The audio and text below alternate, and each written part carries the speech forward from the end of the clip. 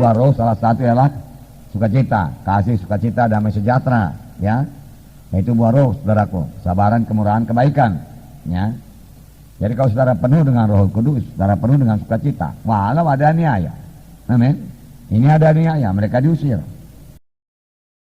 Tapi Paulus dan Barnabas pergi ke kota lain, saudaraku, dia pergi ke Ikonium, saudara. Sukacita. Biar sukacita Tuhan selalu menemukan kita, amin, saudara. Ya.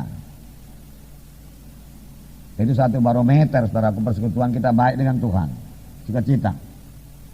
Sukacita, ya.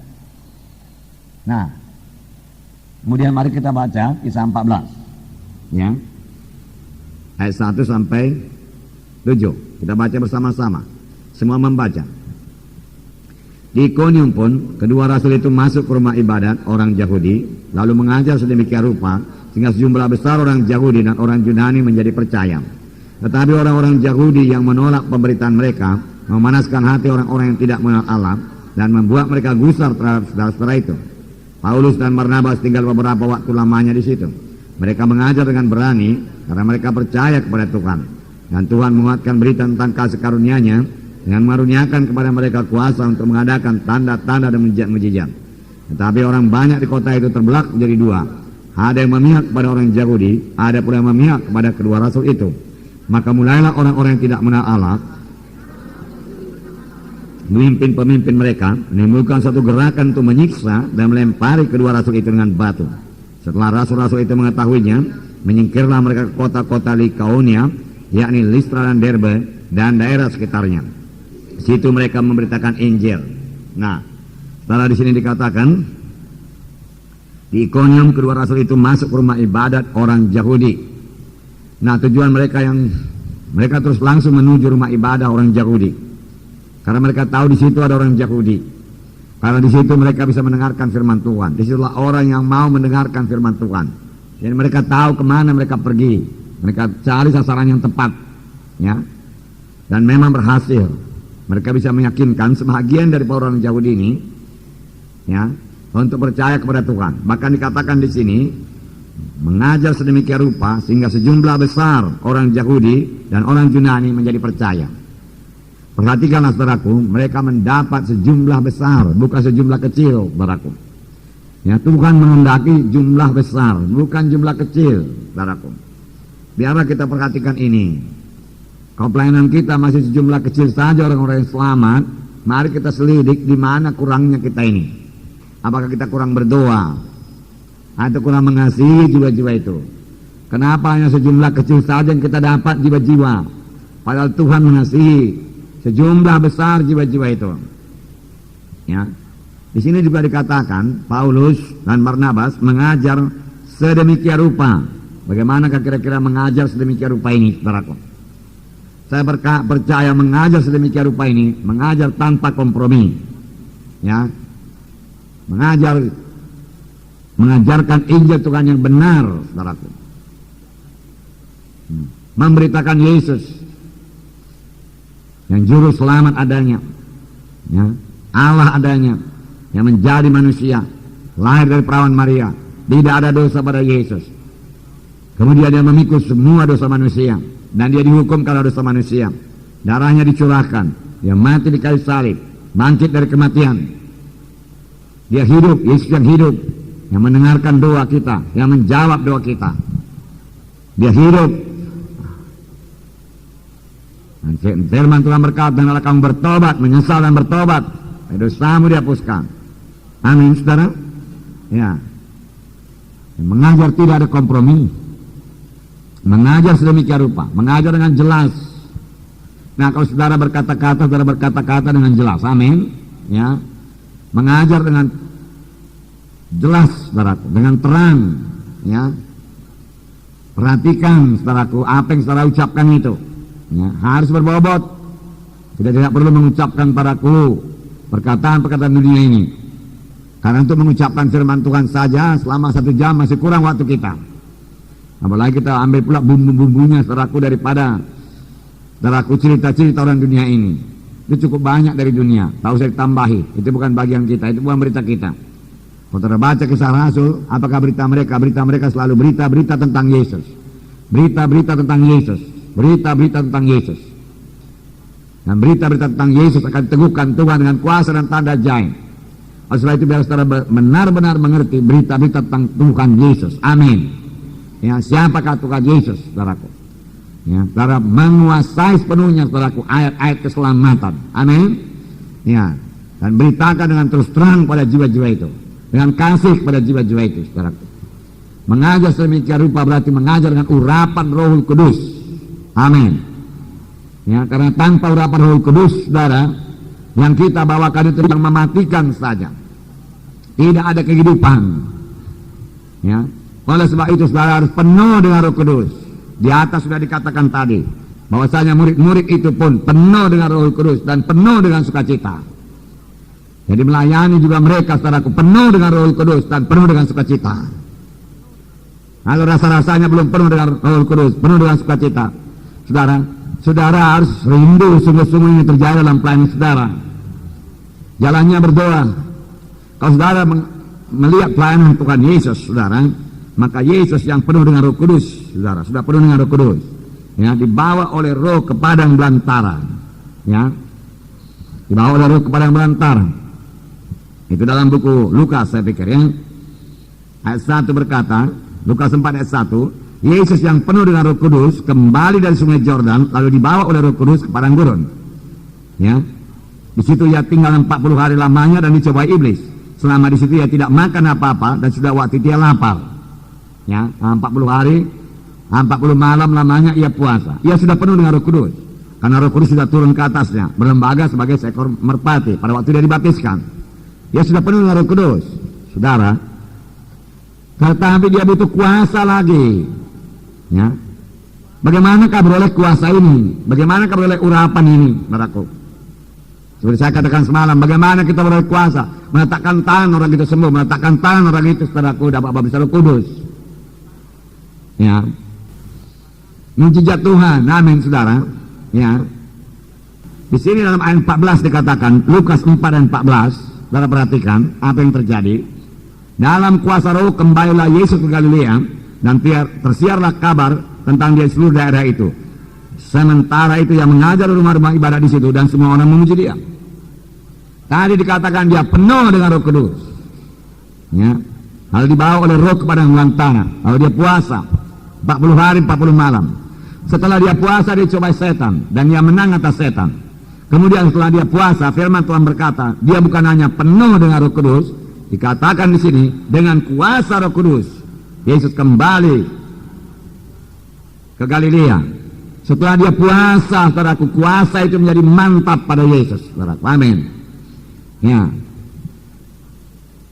Ada Tuhan Yesus mengajari murid-murid, saudara, di mana dikatakannya jenis ini hanya bisa diusir dengan doa dan puasa. Ada hal-hal dalam hidup kita, hidup kekristenan kita, hidup rohani kita, yang tidak bisa dicapai hanya dengan doa saja. Ya. Dia hanya bisa dicapai kalau kita mau menyangkal diri, kita mau puasa, saudaraku. Sebelum KKR yang pertama, saudaraku, Kota Medan, saya puasa untuk itu, saudaraku. Saya puasa untuk kuasa Tuhan, saudara. Saya menyangkal diri. Saya membayar harganya, saudaraku. Nah, di sini dikatakan setelah Yesus puasa, maka dengan kuasa Roh, saudaraku, dia bisa memakai kuasa Roh Kudus di dalam pelayanannya. Amin.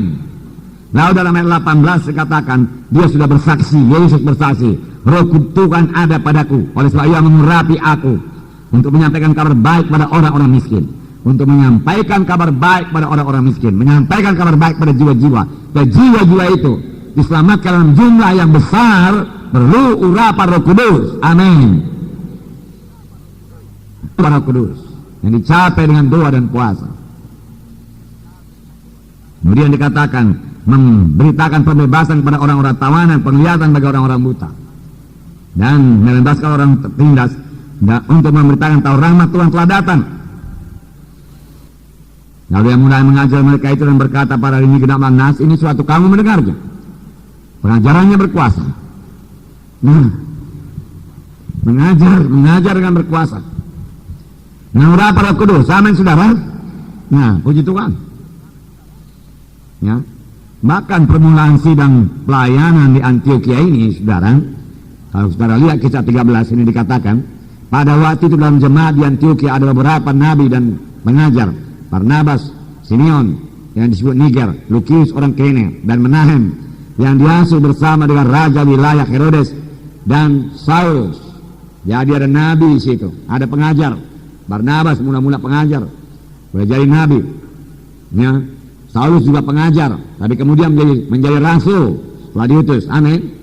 Dan juga di sini dikatakan ada Menahem, yaitu saudara angkat Herodes. Ya, jangan katakan tidak bisa selamat ya dari Herodes. Saudara angkatnya selamat, ya kan? Ya, Menahem ini yang diasuh bersama-sama dengan Herodes bisa selamat. Pak Herodes pembunuh yang batasi kuasa Tuhan, yang itu nggak mungkin selamat itu. Dia orang kaya itu, dia orang terpelajar itu nggak bisa selamat. Jangan katakan demikian, ya. Karena bersandar pada Roh Kudus, amin. Ya. Sebab di sini dikatakan Menahem yang diasuh bersama dengan raja wilayah Herodes selamat. Bahkan nabi, dan di sini dikatakan nabi dan guru. Bukan saudara selamat saja, dia melayani dia sebagai nabi. Berarti Tuhan memakai dia. Dalam sidang saudara juga perlu ini, saudara, amin. Ada nabi, ada guru, ya, ada rasul, ya, ada penginjil, kemudian ada gembala, ya. Nah, itu kelengkapan sidang untuk mendewasakan. Semalam Ibu Munte bicara mengenai kedewasaan sidang, tidak bisa menginjil saja. Anak-anak Tuhan harus juga dewasa. Berdoa dan sidang saudara dilengkapi Tuhan, supaya jiwa-jiwa yang dewasa itu dijuruskan Tuhan kepada panggilannya. Apakah dia penginjil, saudaraku, ya, apakah dia guru, saudara, ya, apakah dia rasul, saudara. Nah, tidak terus boleh jadi rasul sebagaimana sidang di Antioquia, saudaraku, ya. Hanya nabi dan guru mereka punya, yang lain mereka belum punya. Tetapi kemudian di ayat 2 berkata, pada suatu hari ketika mereka beribadah kepada Tuhan dan berpuasa, berkatalah Roh Kudus. Lihat, kapan Roh Kudus mulai memberikan petunjuk? Kapan mereka bagaimana? Salah sedikit. Baca lagi. Kapan mereka beribadah dan berpuasa? Ya, beribadah itu bukan hanya berdoa, saudaraku. Beribadah itu mereka memuji Tuhan, mereka menyembah Tuhan, ya. Mereka tidak minta apa-apa, amin. Ya, mereka membesarkan Tuhan, mereka menyanyi, ya. Mereka meninggikan Tuhan, itu beribadah kepada Tuhan. Mereka melayani Tuhan, bukan melayani jiwa-jiwa, melayani Tuhan, melayani Tuhan, amin. Nah, dalam doa saudara belajar melayani Tuhan, beribadah kepada Tuhan, melayani Tuhan, sembah Tuhan, amin. Dan puasa, dikatakan, dan puasa. Kadang-kadang doa kita kebanyakan minta terus. Makanya Roh Kudus tidak sempat bicara kepada kita. Mereka ini beribadah kepada Tuhan. Ku puji, ku sembah, ku muliakan Engkau Tuhan, besar Engkau, ajaib Engkau, hiduplah Engkau Tuhan, baiklah Engkau Tuhan. Dan kau tahu, semalam turun hujan Kota Medan lebat, bukan? Yang udah lama nggak turun hujan. Ya, sejak Januari nggak pernah turun hujan. Dan kita mengadakan, saudaraku, ya, seminar begitu, saudaraku, seminar keluarga semalam. Saudaraku, hujan turun. Selesai katakan itu, saudaraku, semalam di sana. Selesai kebaktian Minaman, saudaraku, hujan turun dengan lebatnya. Selesai kebaktian, saudaraku, di Pama, hujan turun dengan lebatnya, saudaraku. Kita membawa berkat, anak-anak Tuhan harus membawa berkat. Amin.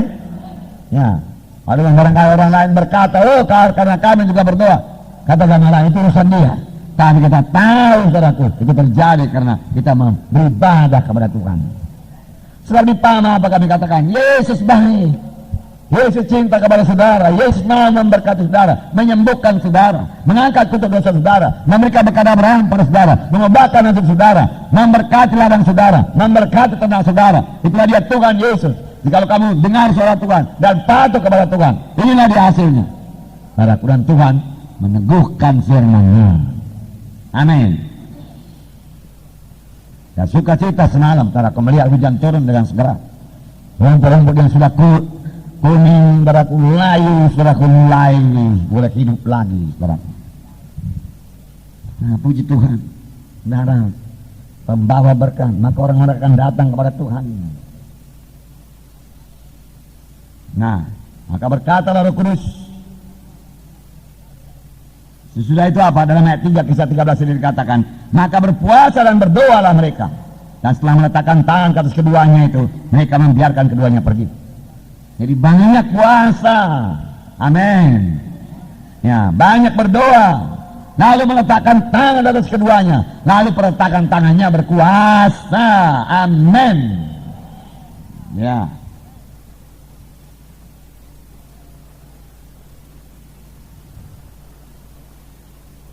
Tangan akan berkuasa. Orang pun mau diletakkan tangan.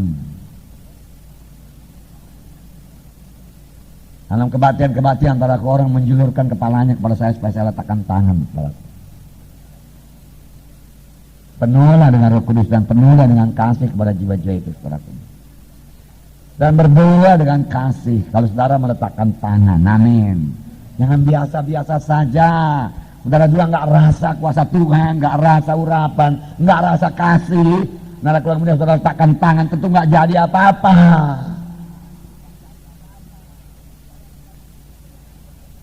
Lihatlah Tuhan Yesus bagaimana dia meletakkan tangan. Terlebih dahulu firman Tuhan berkata, hatinya tergerak oleh belas kasihan. Kerap kali saya dengar ya doa-doa kebiasaan. Ya, doanya kuat, saudaraku. Ya. Dalam nama Yesus. Setan iblis roh penyakit keluar, pergi dalam nama Yesus. Bisa merasakan, saudaraku, di situ nggak ada kuasa. Mengapa? Karena tidak didoakan dengan hati yang kasih kepada jiwa-jiwa itu, saudaraku.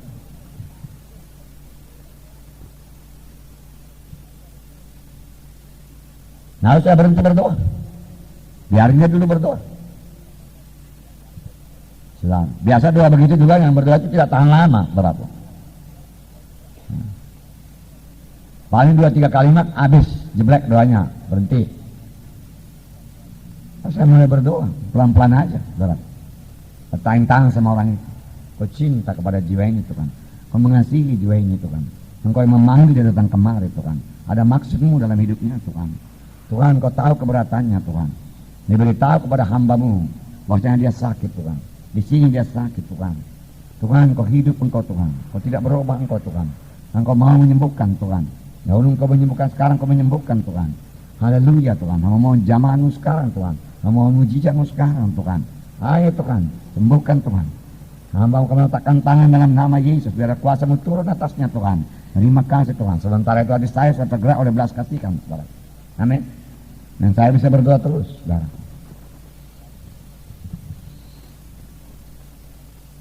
Kuncinya, saudaraku, dalam Roh Kudus. Nggak ada biasa-biasa. Saudara berdoa pada orang yang kedua, lain lagi. Saudara rasakan dulu persoalannya mana. Apa persoalannya? Jiwa itu, saudara rasakan dengan roh saudara. Bagaimana keadaan jiwa itu. Lalu berdoa suruh dengan keperluannya. Amin. Roh Kudus bisa memimpinkan saudara. Lalu perletakkan tangan saudara berkuasa. Kalaupun dia tidak sakit, kadang-kadang ini, saudara lihat, pada waktu semalam itu, yang tidak sakit pun saya doakan, saya berkati. Saya langsung berkata kepada dia, saya mau berdoa buat Bapak. Saya mau berdoa buat Bapak. Nah, barangkali ada 15 orang saya doain semalam, saudaraku. Ya. Paling enak memang gak usah didoain, gak capek kan? Udah doa sama-sama, semuanya sudah siap, saudaraku. Dan karena saya doakan lebih banyak dalam kebaktian minggu, seberapa banyak, sebelum saudaraku dimulai lagi acara berikutnya, saudaraku. Perlu. Apalagi saudara desa-desa, kenapa nggak doain? Saudara, permulaan sidang ini saya katakan kepada saudara, tiap-tiap yang berdamai itu, 60 yang berdamai, satu-satu saya doain. Satu-satu didoain kesembuhannya, saudara. Dan semuanya lengket di gereja, saudara. Amin, saudara, kebanyakan lengket di gereja. Mari melayani dengan sungguh-sungguh, saudara. Saudara sudah mulai diberkati Tuhan sedang ini, saudaraku. Saudara, jangan asal siap saja, amin, saudara. Kasihi jiwa-jiwa itu, saudaraku. Tuntaskan persoalannya. Sungguh-sungguh melayani, saudaraku. Ya, jangan asal siap saja melayani. Bagaimana keadaannya saudara nggak tahu. Sesudahnya gimana. Kalau saudara sungguh-sungguh mengasihi dia, saudaraku, dan melayani dia, saudaraku, minggu depannya dia akan berusaha datang lagi. Amin. Dia tidak tahan, tidak datang. Karena aku diperhatikan di situ. Aku dikasihi di situ. Aku didoakan di situ. Dia katakan. Tidak ada pelayanan tanpa mengasihi, saudara. Amin, saudara. Ya, harus dengan kasih, saudara. Dan tidak ada kompetisi sesama pelayan-pelayan Tuhan, nggak ada itu, saudara. Ya, jangan saudara takut disaingi, saudara. Panggilan Tuhan ada kepada saudara masing-masing, dan panggilan Tuhan ada kepada saudara-saudara kita yang lain. Nggak ada yang sama pun itu, saudara. Nah, dan ayat 4 berkah, kita lihat kisah 13 ini. Oleh karena disuruh Roh Kudus, Barnabas dan Saulus berangkat ke Selukia. Tiba di sana mereka memberitakan firman dalam rumah ibadat orang Yahudi, dan Yohanes menyertai mereka sebagai pembantu mereka. Di sini perhatikan, saudaraku, dalam perjalanan pekabaran Injil, pelayanan Tuhan, itu sebabnya kisah para rasul ini juga disebut kisah perbuatan Roh Kudus. Dan rasul-rasul, saudaraku, baik Petrus, semua dipimpin Roh Kudus. Semua mereka dengar suara Roh Kudus. Dengar suara Roh Kudus.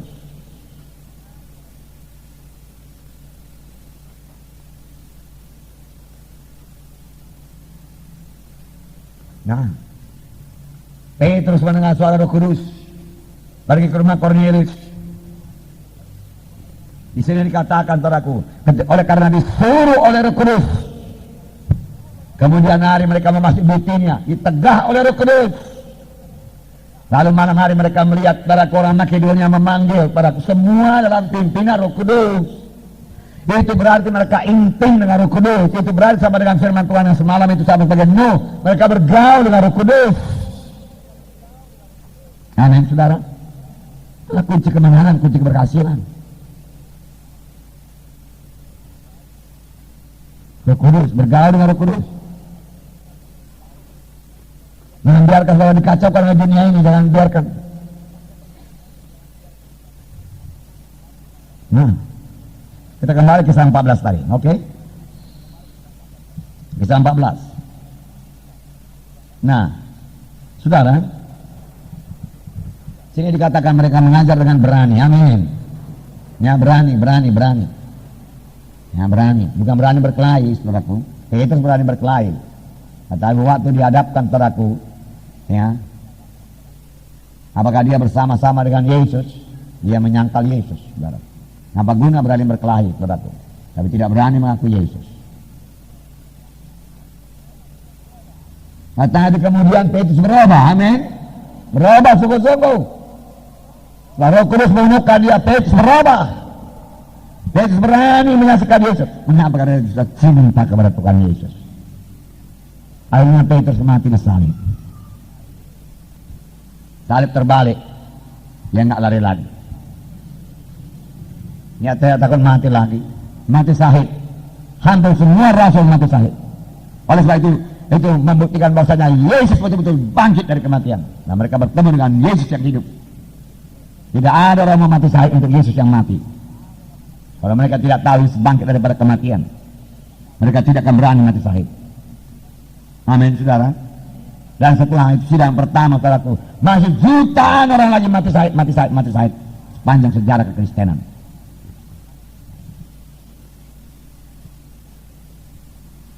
Bisa jadi di Indonesia ini juga itu terjadi, saudaraku. Ya. Kemudian Kristen bangun, nggak melempem lagi. Oleh sebab itu lebih baik kita bangun sebelum datang mati syahid, mati martir ini, saudaraku. Korea, saudaraku, kapankah itu? Sekarang kebangunan rohani saudara di Korea. Tetapi sebelum itu, saudaraku, banyak yang mati martir, mati ditembak, mati dibunuh. Itu benih Injil.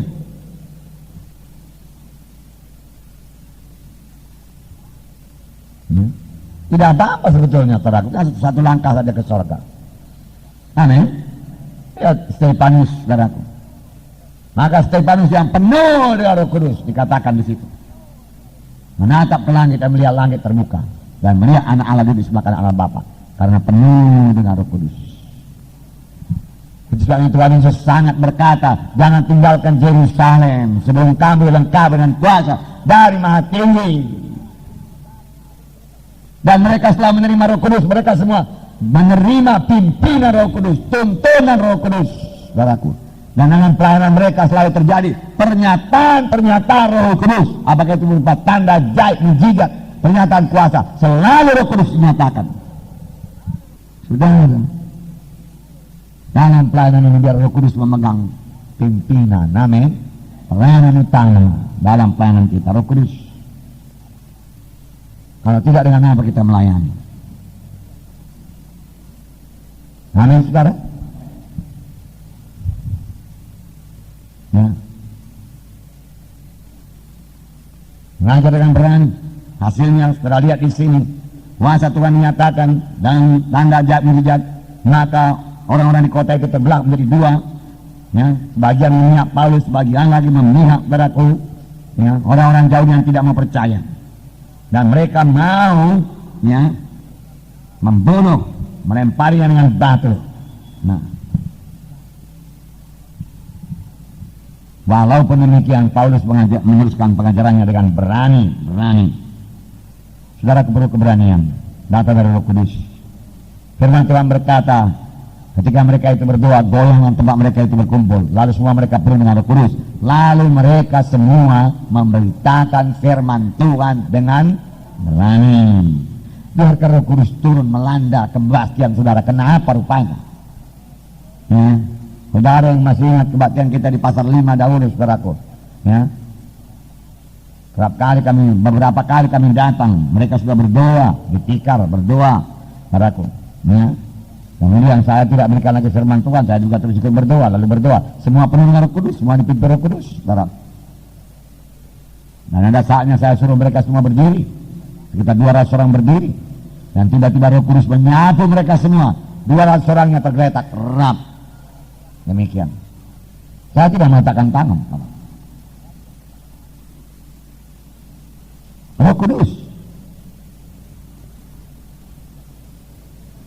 Amin, saudara. Undang Roh Kudus hadir. Itu bisa terjadi. Dan itu terjadi sekarang di Amerika sana. Kebangun rohani mereka itu. Kapan terjadi kebangun rohani mereka tiap hari kebaktian. Tiap hari 2 kali, 3 kali, 5 kali kebaktian. Tiap hari. Sepanjang minggu.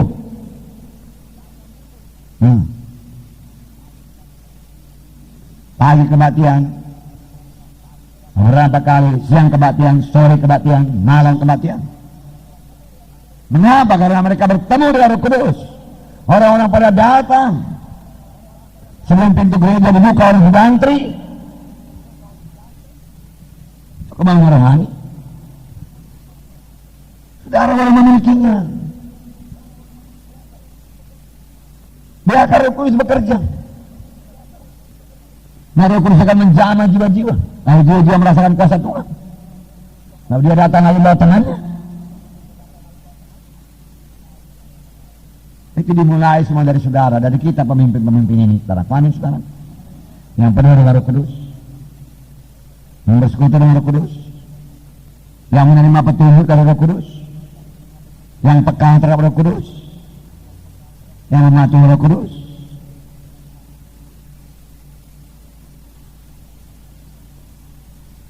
Lalu Roh Kudus bebas bekerja.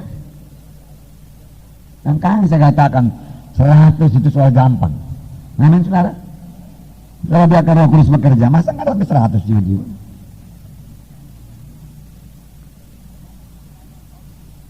Bahkan dalam pelayanan Paulus ini, separuh-separuh kota itu menyenangkan buat Tuhan. Dari rakyat kecil sampai yang berkuasa, saudaraku, menyenangkan buat Tuhan, sebagian lagi menentang. Ayo saudaraku, bayarlah harganya. Amin, saudara. Jadilah orang rohani sungguh-sungguh, mengasihi Tuhan, puasa. Beberapa pelayan Tuhan di Medan ini sudah mulai puasa. Saya jumpa beberapa orang, saudaraku. Kalau saya punya minuman, saudaraku, saya tawarkan, dia berkata dia puasa. Ada bonbon, saudaraku, saya tawarkan, saya puasa, dia katakan.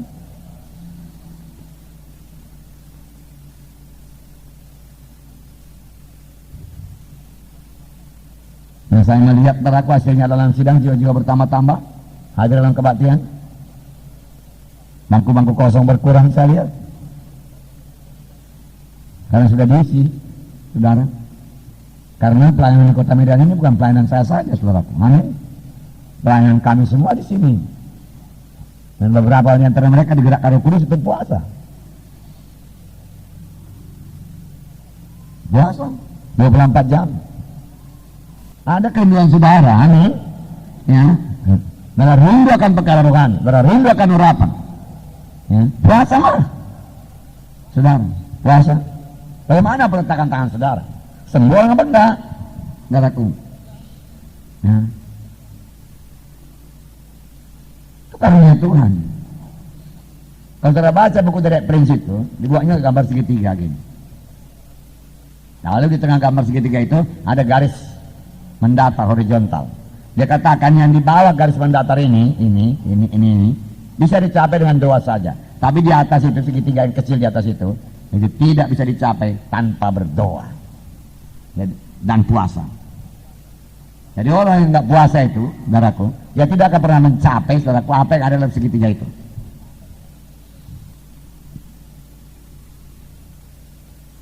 Dalam buku Derek Prince, barangkali punya doa dan puasa. Saudara boleh buka, baca itu. Nah, saudara, nah suka membaca.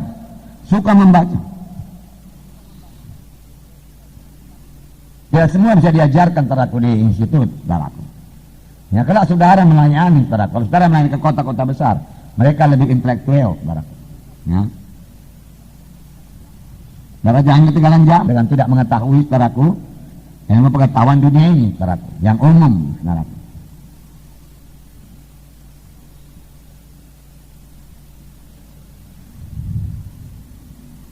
Nah,